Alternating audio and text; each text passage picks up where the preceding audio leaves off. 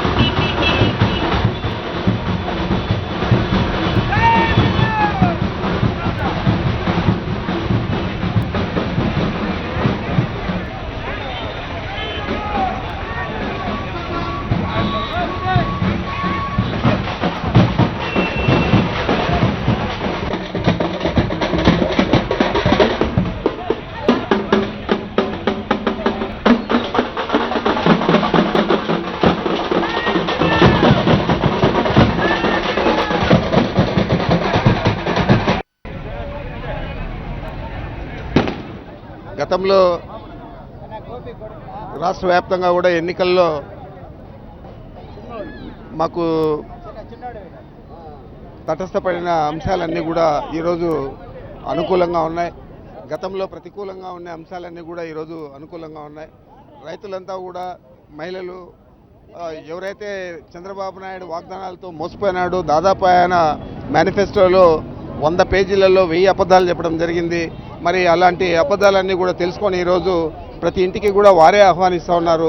ఇందాక కరుణాకర్ రెడ్డి గారు కూడా చెప్పారు, 31వ వార్డులో చాలా పెద్ద ఎత్తున మహిళలంతా కూడా ముందుకు వచ్చి అన్నా మీరు రానవసరం లేదు, మేము ఓట్లేస్తాం గెలిపిస్తామని చెప్పి వాళ్ళే మాట్లాడుతున్నారు. ఈ స్పందన చూస్తే తప్పకుండా ఇందాక రవీంద్రారెడ్డి గారు చెప్పినట్లు 50 స్థానాల్లో కూడా విజయం సాధించే అవకాశం ఉంది. ఎట్టి పరిస్థితుల్లోన మెజారిటీ స్థానాలు కైవసం చేసుకొని కార్పొరేషన్ను మేము తప్పనిసరిగా కైవసం చేసుకుంటామని చెప్పి దీని మీద ఏ సందేహం కూడా లేదని చెప్పి నేను భావిస్తా ఉన్నాను.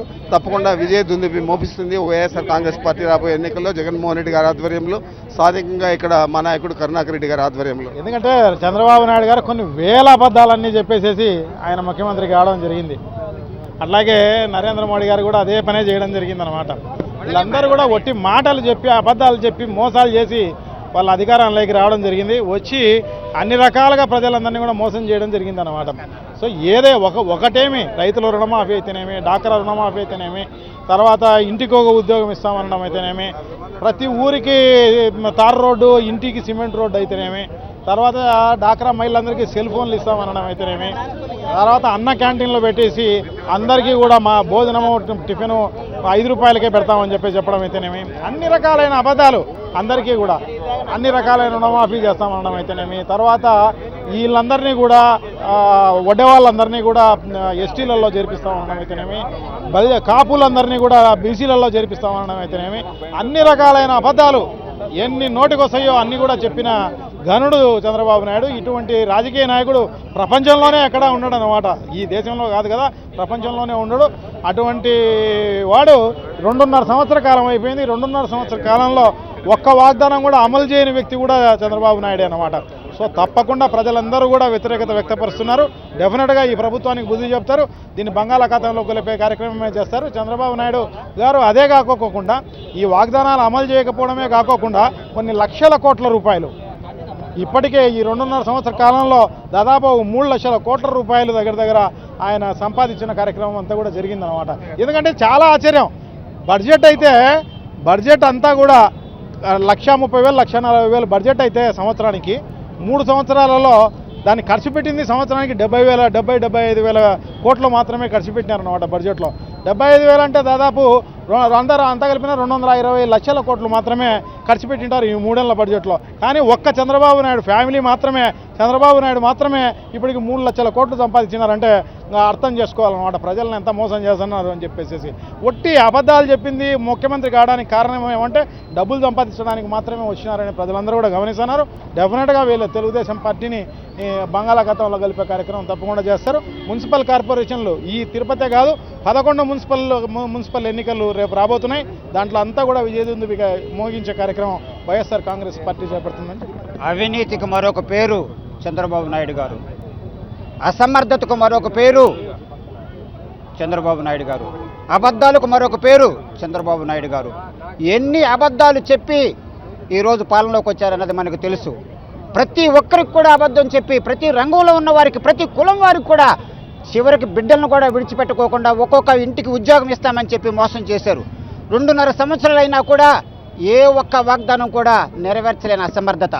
తరువాత అవినీతికి మరొక పేరు ఏమైందంటే చివరికి ఆంధ్రప్రదేశ్ ముఖ్యమంత్రి గారు చంద్రబాబు నాయుడు గారు ఎప్పుడు లేనంత అవినీతికుడు ఉండడం వల్ల చివరికి కేంద్ర ప్రభుత్వం ఒక ఏజెన్సీ, ఒక సంస్థ వచ్చి ఏం చెప్పిందంటే భారతదేశంలోనే అత్యధిక అవినీతి ఎక్కడుందంటే ఆంధ్రప్రదేశ్ అని చెప్పుకునేంత దుస్థితికి మనం దిగాం కనుక ప్రజలంతా ఈ విషయం తెలుసుకోవాలని మేము కోరుకుంటున్నాం.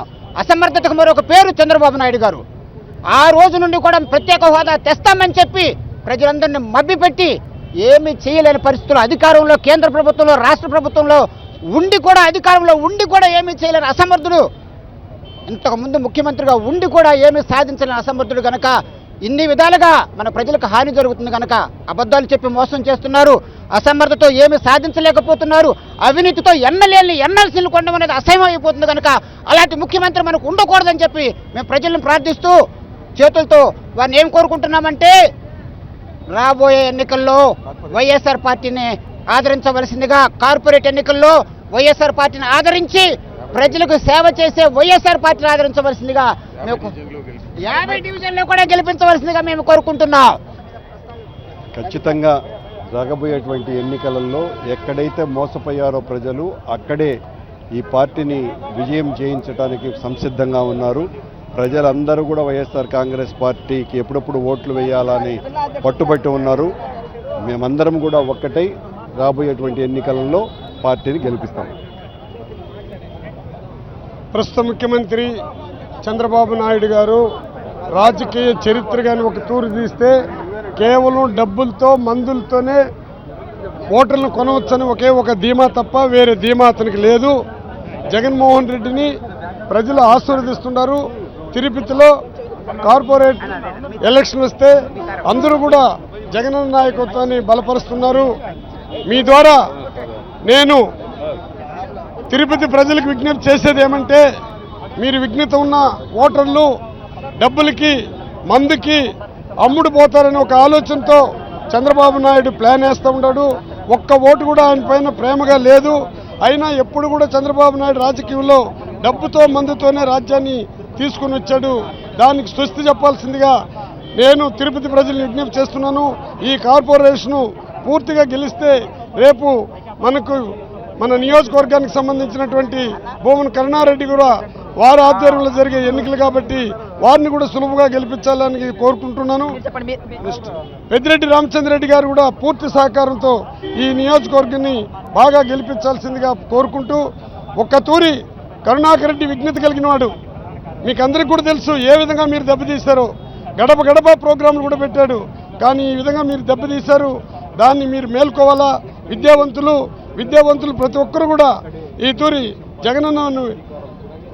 జగనన్నని సపోర్ట్ చేసి అదేవిధంగా ఎంపీ ఎలక్షన్, ఎమ్మెల్యే ఎలక్షన్ కూడా పెద్ద ఎత్తున ఆశీర్వదించి వైఎస్ఆర్ పార్టీని గెలిపించాల్సిందిగా నేను ప్రార్థిస్తున్నాను.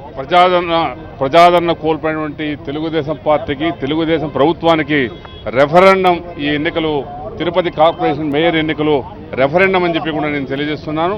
ఎందుకంటే ఈ 2.5 సంవత్సరాల్లో కూడా తెలుగుదేశం ప్రభుత్వం పట్ల పూర్తిగా నిస్తేజంతో, స్తబ్దతతో ఉన్నటువంటి ఈరోజు రాష్ట్ర ప్రజానీకమంతా కూడా పూర్తి వ్యతిరేకతతో కూడుకున్నటువంటి తెలుగుదేశం పార్టీ, తెలుగుదేశం ప్రభుత్వం ఈరోజు ఏదైతే ఎన్నికల మేనిఫెస్టోలో 100 హామీలు ఇచ్చినటువంటి తెలుగుదేశం పార్టీ ఏమాత్రం అమలు పరిచినటువంటి దాఖలాలు లేవు.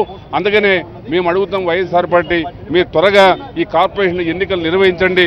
ప్రజల అభిప్రాయం ఎట్లుందో, ప్రజలు ఏ విధంగా ఈ ప్రభుత్వం అనుకుంటున్నారో మరి రేపు ఈ యొక్క కార్పొరేషన్ ఎన్నికల్లో తెలుస్తుంది.